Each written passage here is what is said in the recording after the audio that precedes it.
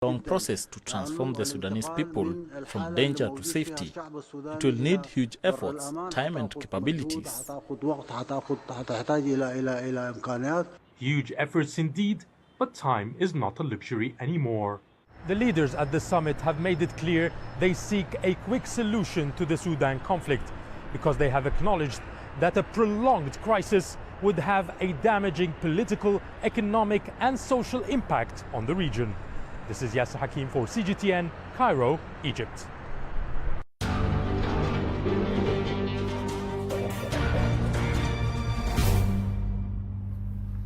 Ukrainian officials say Russia launched drone attacks on the capital Kyiv for the third consecutive night. Meanwhile, the Ukrainian military spokesperson says the country has received the first shipment of cluster munitions supplied by the United States in a controversial decision. Stephanie Fried reports from Kyiv.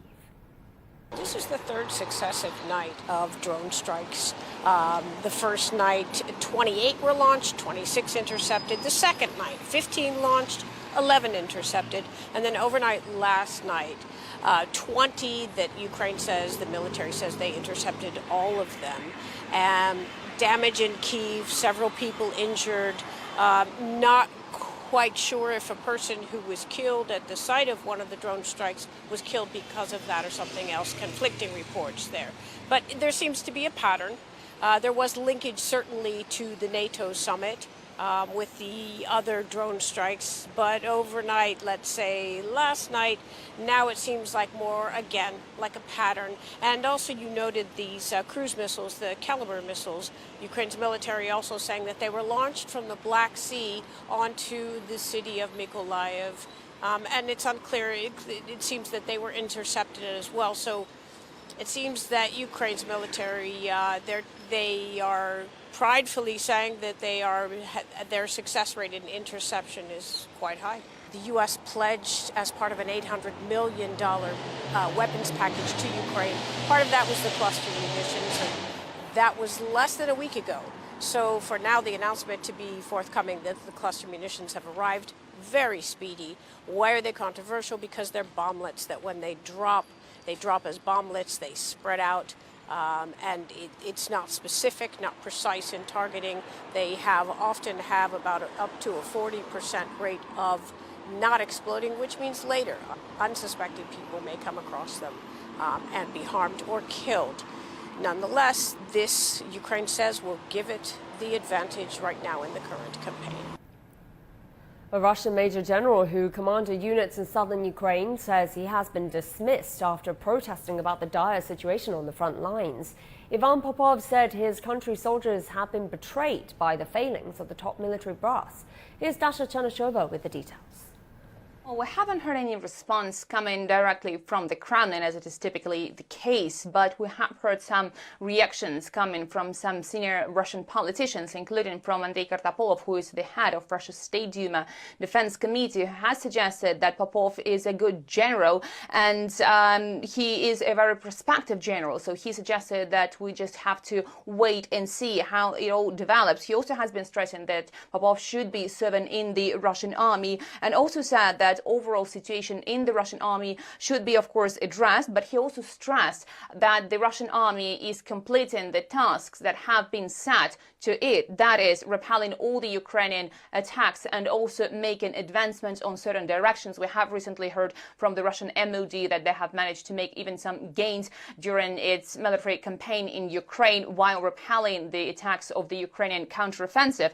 And also we have heard that those issues that have been raised could be resolved. And a politician from the from Russia's Council of the Federation, who is a member of Russia's United Party, has also been saying that that communication from Popov was meant to be kept in private, not in the public space. So certainly there's been no comment directly from the Kremlin, but these issues are being taken care of.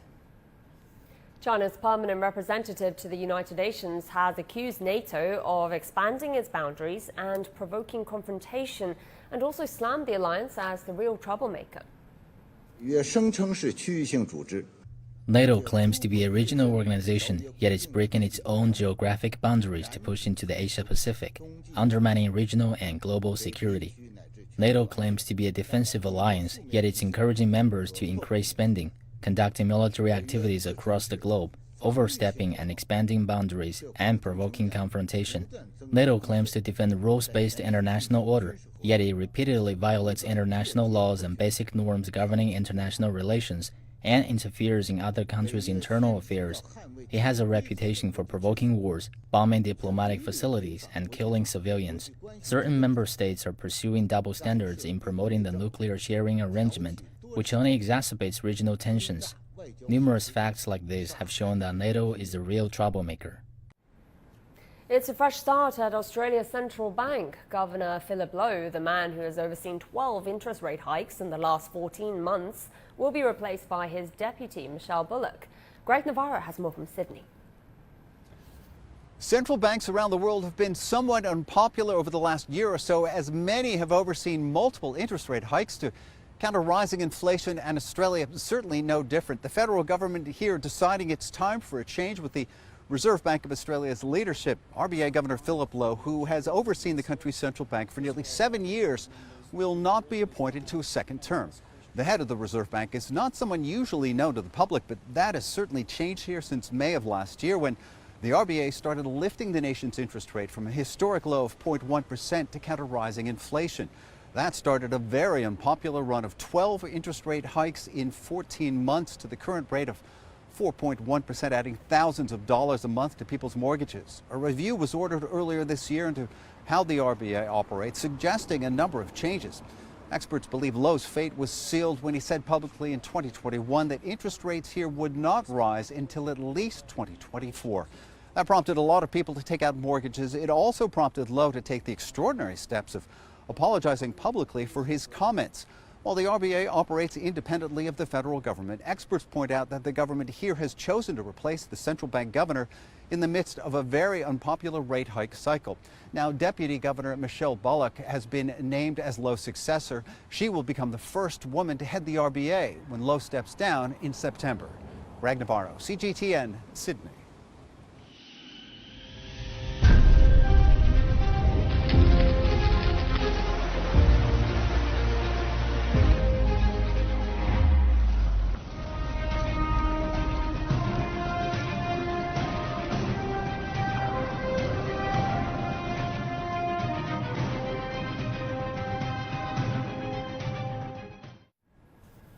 Southern Europe is facing extreme heat, with a warning that temperatures could hit record highs for the continent next week. Weather alerts are in place across Spain's Canary Islands, Italy, Cyprus and Greece.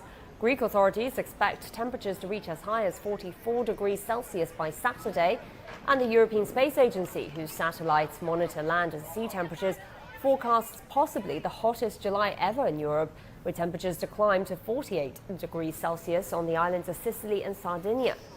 Fears about the impact of heat waves on human health, on crops and animals are rising. In Athens, an ambulance has been put on standby near the Acropolis, ready to provide first aid to tourists. And animals in Madrid's zoo were also given treats to help them cool down with the high temperatures.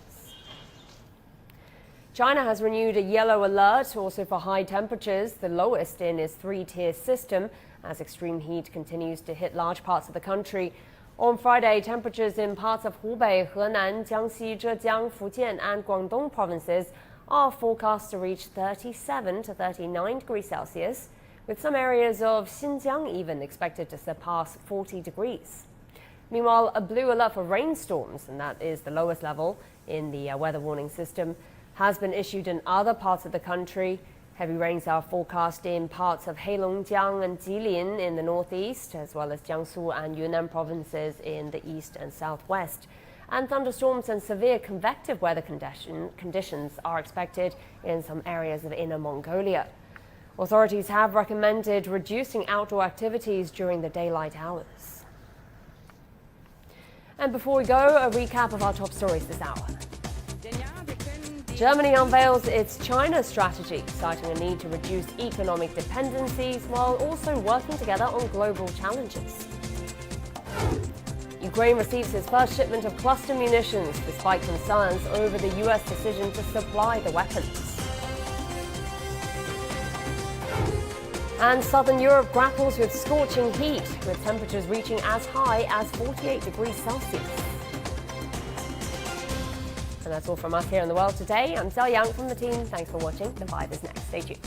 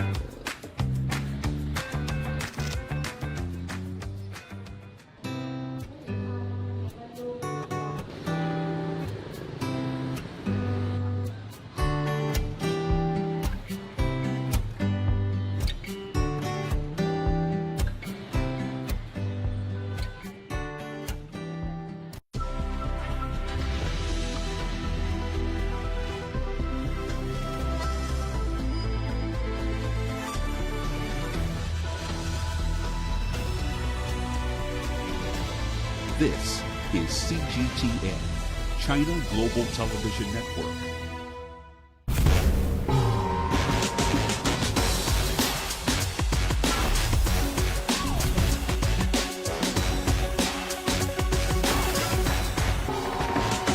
Today on The Vibe, a new exhibition featuring almost 200 photos taken by a Pulitzer Prize-winning photographer opened at the Museum of Art Pudong. A prominent Chinese archaeologist shares insights into the use of modern technology in his work and how to attract more young people to join the field. We meet a Lingnan painting master, Liang Shishong, who is now in his 90s and still remains a prolific painter.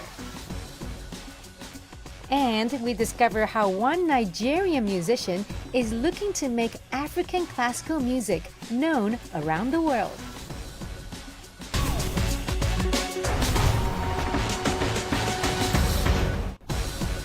Hello Beijing, hello world, welcome to The Vibe here on CGTN. I'm Louisa Lee coming live to you from the capital. Thank you for tuning in. And here on The Vibe, we cover the most exciting trends and the most inspiring stories capturing hearts and minds.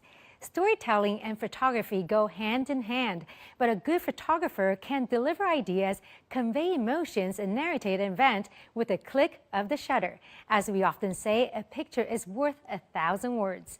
Now, a new exhibition featuring photos from Pulitzer Prize-winning photographer Liu Hengxing has opened at the Museum of Art Pudong in Shanghai. Known for his candid and ground-level street images, Liu has an eye for interesting moments. Liu's photos, which mainly focus on ordinary people, depict a time of change, especially in China, where progress and development have been rapid. Now, let's take a look at his work, which has chronicled some historical turning points. In the late 1970s, Liu Hengxing became the chief photographer for Time magazine and Associated Press to work in Beijing. He was among the first photojournalists to document China following the enactment of reforms. Reports on a society need to focus on people because they are the society. When I was a photojournalist in China, I tended to focus on details. What's Chinese people's life like? How do they go on dates? How do the ladies have plastic surgeries? How do ladies get their hair done? From celebrities to ordinary people, Liu's photographs were more than just on-the-scene reporting, but delivered aesthetic expressions of strong personal interest. He spent 3 decades documenting the modernization of China and how it changed the lives of ordinary citizens.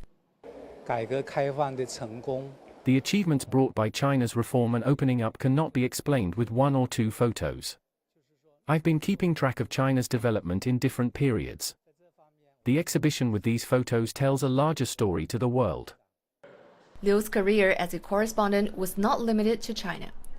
The exhibition includes Liu's documentation of historical moments he witnessed in the United States, India, and former Soviet Union. Many of the photos are being displayed for the first time. I've been a photographer for half a century. There were many negatives of photos I took in various countries left in my suitcases. I've spent the last 4 to 5 years sorting them out.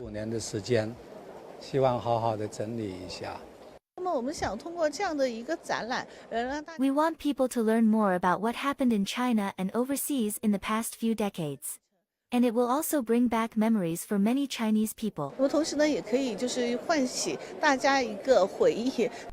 The exhibition will run until December 17th. Zhang Hong, ICS for CGTN, Shanghai. And that's something I would love to see. Next, with the National Archaeological Work Conference just wrapping up in Jinan, Shandong Province, we sit down with renowned Chinese archaeologist Fang Hui from Shandong University for a talk. Having dedicated himself to the field for decades, Fang shares insights into the use of modern technology and what's being done to attract more young people to join the practice. Let's take a listen. Thank you, Professor Fang, for having this interview with us. When talking about archaeology, the first image comes to mind is the excavation of cultural relics. What are the working environments like and the daily assignments like for archaeologists? Archaeology is hard work. It's just like a farmer to dig in the field. But it's a lot of fun. Every archaeologist wants to find, big discoveries, like big burials with bronze, with jade objects, and other things. But only small part of them can find this, because most of the site they deal with is the daily life remains of ancient people. You don't know what you will find. So that's most charming things for archaeologists. It's a hard work, but at the same time, it's a work worth to contribute their life to do. What is the current research being conducted by the Shandong University? Our field project continually for over 25 years. We cover 5,000 square meters area from the Lianyungang to Qingdao and to Weifang. Like in Longshan period, you can find so many sites. Nobody can image 4,005 years ago, so many people living in that area, just like a rural area of modern China.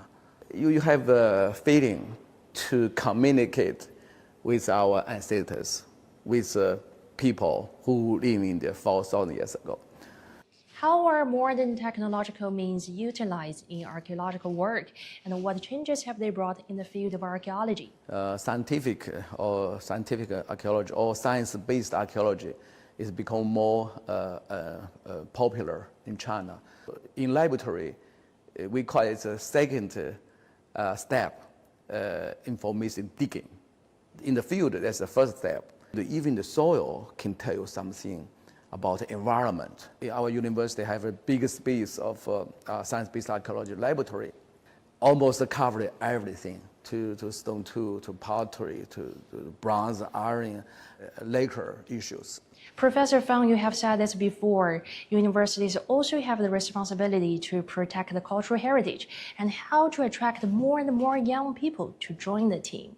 We created a project, we call it a classroom, field school, and the laboratory education. It's not just reading, read the ancient books.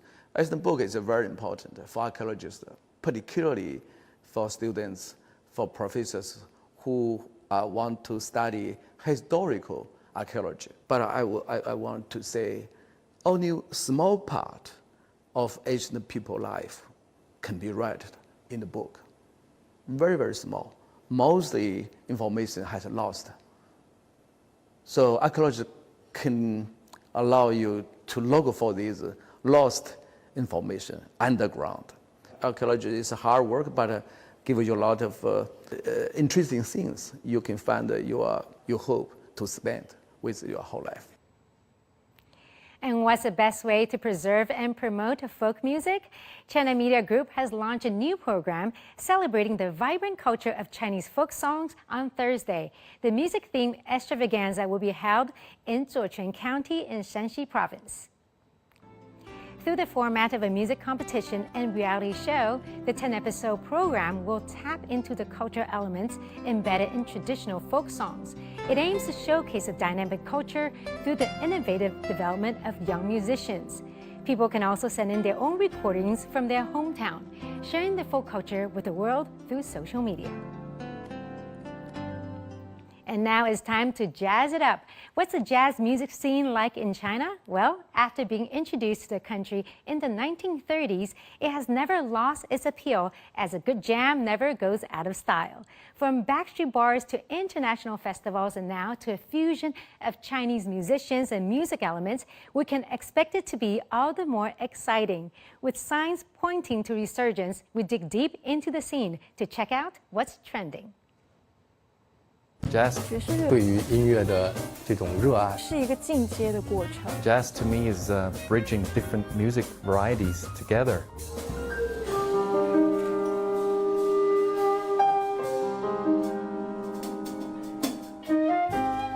It's been a while for the jazz enthusiasts in Beijing to enjoy an offline show. The fusion concert was presented by famous Chinese pianist and composer Kong Hongwei and his Golden Buddha Jazz Band.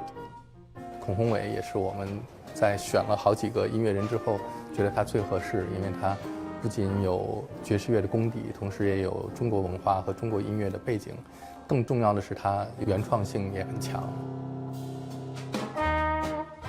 Jazz was born on the streets of New Orleans, the most culturally diverse city in the United States in the late 19th century. The genre was initially originated in African American communities, but in the 1920s, it began to spread to other parts of the world, including China.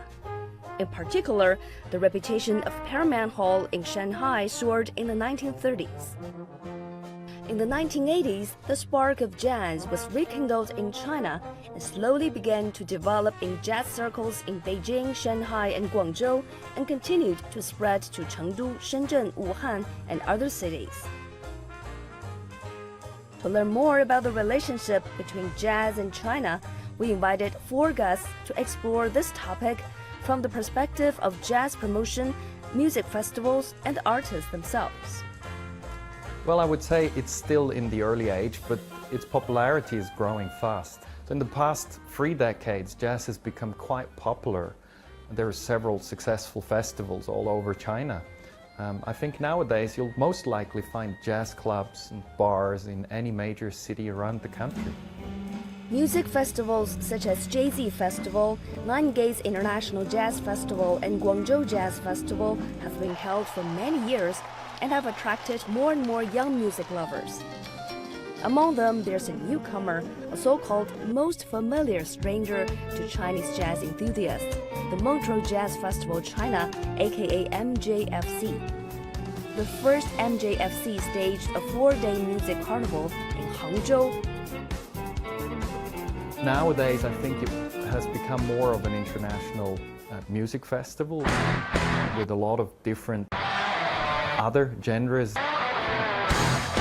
That many of them are influenced in the evolution of the jazz in the 19th and the 20th century. Where East meets West has always been our mission and motto from day one. When we brought the Montreux Jazz Festival to China in 2021, for the very first time.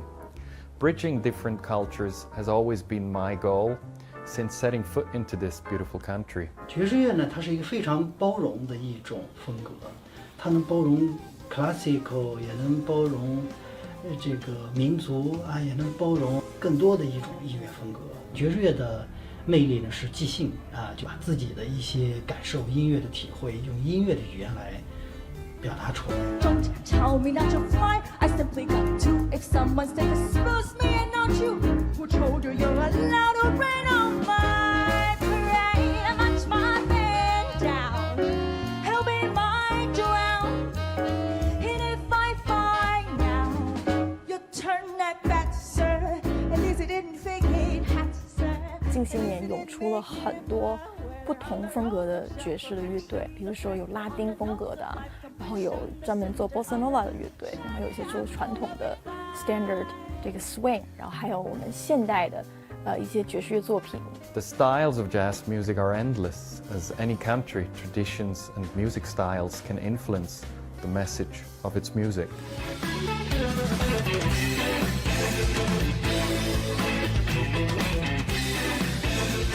Music is a bridge.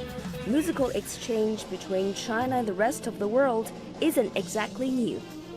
People are able to see Chick Corea, Pat Metheny, Steve Smith, and other jazz legends in China.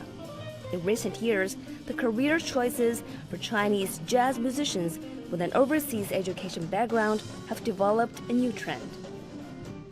很多在国外学习的这些音乐人，他们回到国内，但是即使没有这个疫情，他们也会回来。虽然学习可以去外边，但是在中国才是他们的根嘛。音乐本身是一个桥梁啊，要两边跑。你出去的时候就会是你是中国音乐人的背景，然后回来的时候你会把这个你国外的学习的东西带回来。对于一些国外回来的一些音乐人啊，或音乐专业的学生，那他们可以把一些在国外学到的音乐元素带到中国，然后去加入到他的创作中。我觉得这是一件注入新鲜血液的好事情。Well, I think it's a really great thing. There is a saying, the artists can only create something good when they return to their own roots. So with people traveling overseas and living abroad, they will learn other cultures and maybe become more open-minded. But I think with remembering their Chinese roots and heritage, jazz will be blooming and become more and more popular among the people in China. I simply gonna march, I had a drama, no, nobody is gonna rain on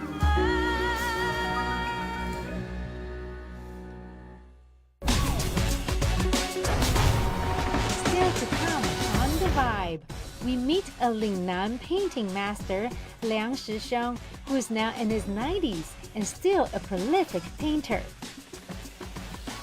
And we learn how one Nigerian musician is making African classical music known around the world.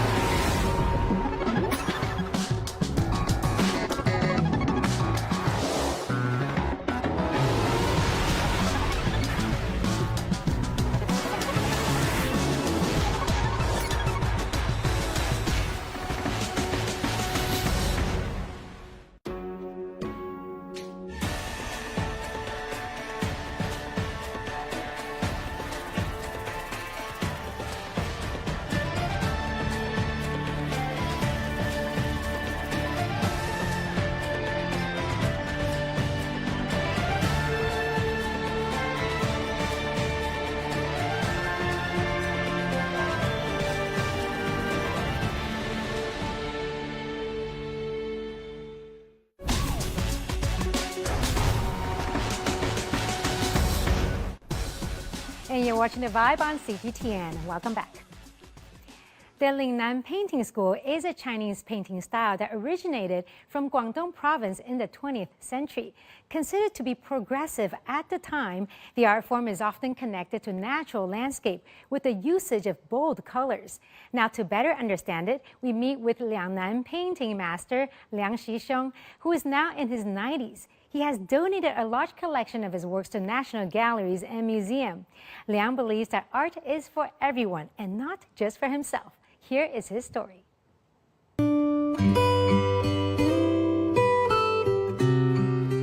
Born in 1933 in South China's Guangdong province, Liang Shixiong is regarded as a representative of the Lingnan Painting School. While inheriting the traditions, he has extensively absorbed the strengths of other art forms and expanded the expression of traditional Chinese painting. In 2023, Liang Shixiong and his family donated 779 pieces of his works and collections to the National Museum of China, including calligraphy, paintings, and manuscripts. At the National Museum of China, a staff member showed us works donated by Liang. 这张表现的是抗美援朝的军人转业后建设武冈，将一张淳朴仁厚、充满自豪感的面孔表现得生动鲜活。我们就相当于创作稿和宣传画都有收集了。These works donated by Liang have been included in the National History and Culture Relics Rescue Project of the National Museum of China. 基本上这次涵盖了他一生创作的代表性的革命历史题材作品，反映了社会文化生活方面的点点滴滴，这个史料性和艺术性的双重价值的。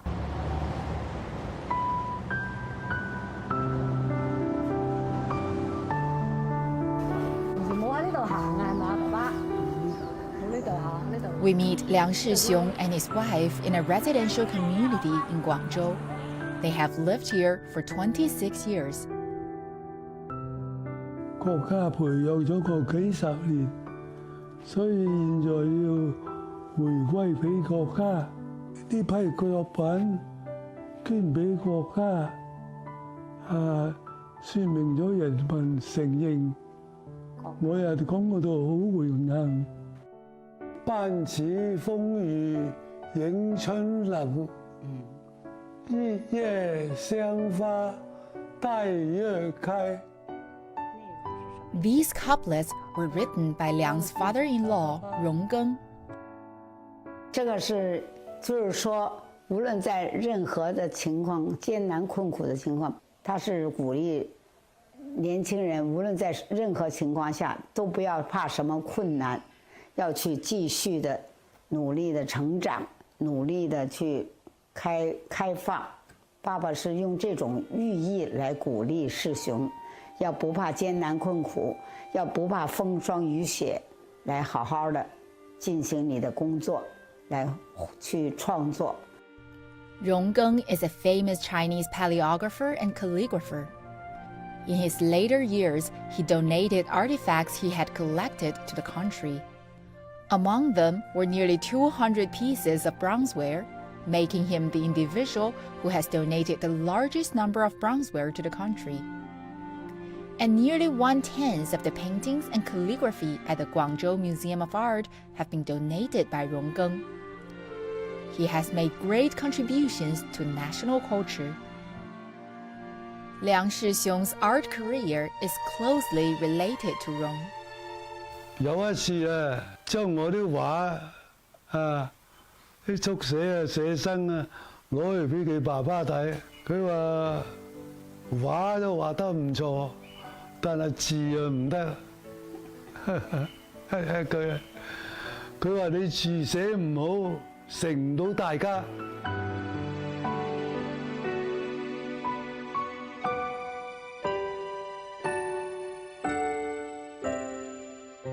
他就回家之后就拼命的来练习书法，练习书法写的那个手都肿了，手腕都肿了。 有一次，他把他一大沓书法拿去给我爸爸看，我爸爸只说了一句：“这还差不多。”这就是算是对他的鼓励跟表扬了。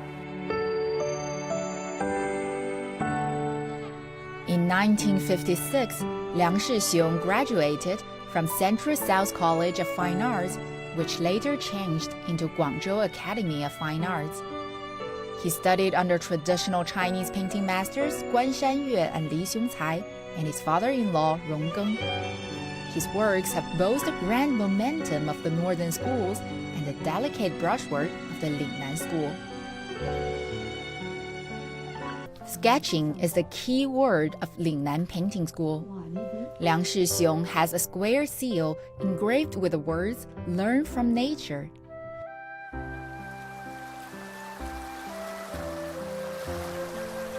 Liang emphasizes the importance of immersing oneself in nature.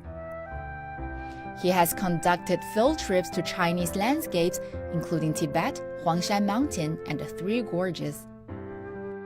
In 2000, Liang Shixiong, in his 70s, went deep into the populous Euphratica forest in the uninhabited area of Xinjiang. Since then, populous Euphratica has become a new visual symbol of Liang's work. 那整个团最大年纪是我了，那个2部吉普开了1天，哎呀，那个路一起到那里就第一次去了，已经是快黑了，我冲进去。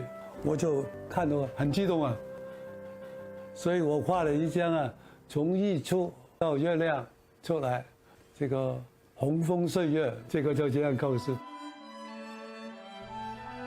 Liang Shixiong taught at the Guangzhou Academy of Fine Arts for more than 40 years. He served as the director of the Department of Chinese Painting and the director of the Research Center of Lingnan Painting School.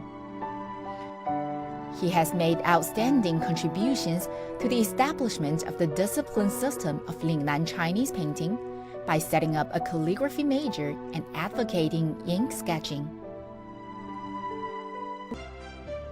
To this day, Liang Shixiong is still working hard to continuously create new pieces, never for individual art collectors, but for China's galleries and museums for all to enjoy.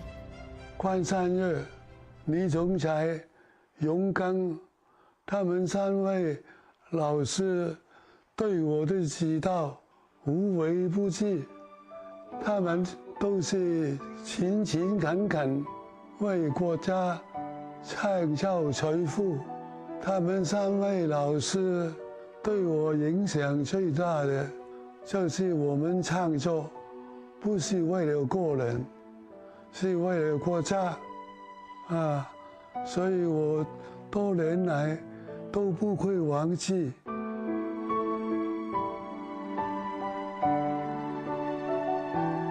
丁思月 CGTN。 And that is true dedication. And next we head to Africa, where Nigerian music is gaining more traction both across the continent and around the world. And we're not talking about Afrobeat or high-life tunes that will get you dancing, but African classical music, which has not yet been popularized quite yet.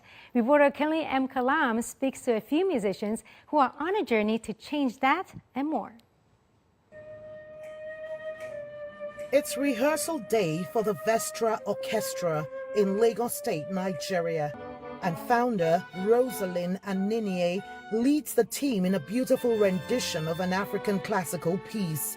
Since returning from Austria, the violinist also started up a restoration store for musical instruments, swelling her desire to promote Nigerian and African classical arts to the world. People are happy to discover that there's other genre of music in Africa, apart from the regular danceable music. People also want music that is reflective. The world will want to hear more of it, more of this Nigerian sound that is so unique that nowhere else in the world can you hear such a sound.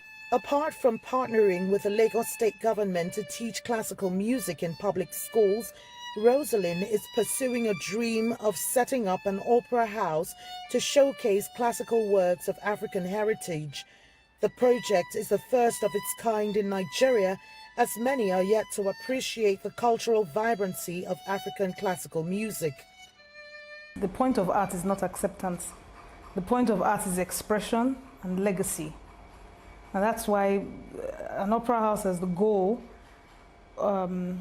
is a legacy for every Nigerian. With all of the talent you have in Nigeria, there's no focal point for people to go watch them. It's scattered all over the country. We're not portraying, we are not projecting, we're not performing our own music on stages in our own country.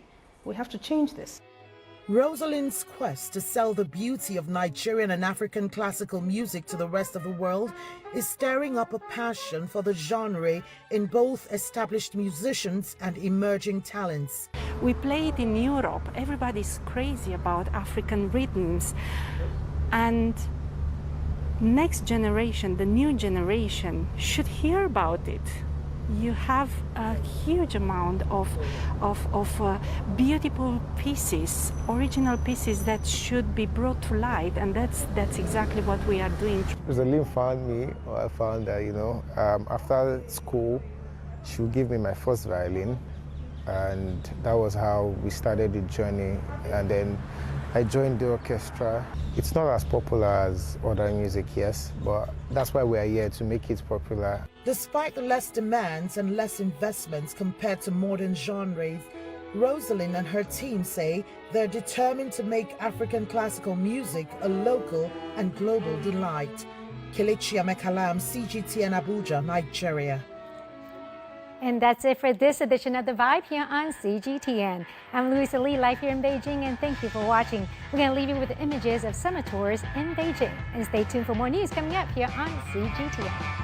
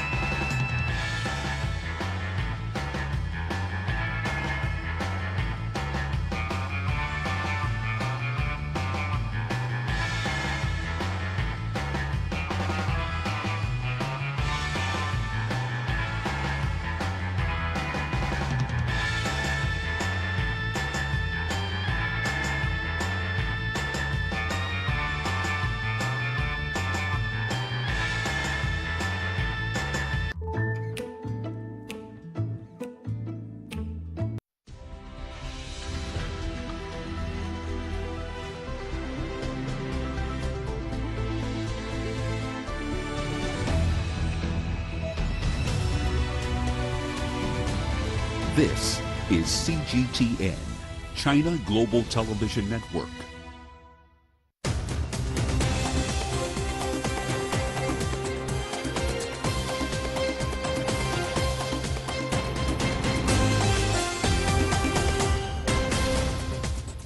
Hello and welcome to China Global Television Network. This is The World Today. I'm Hannah Vivia in Nairobi.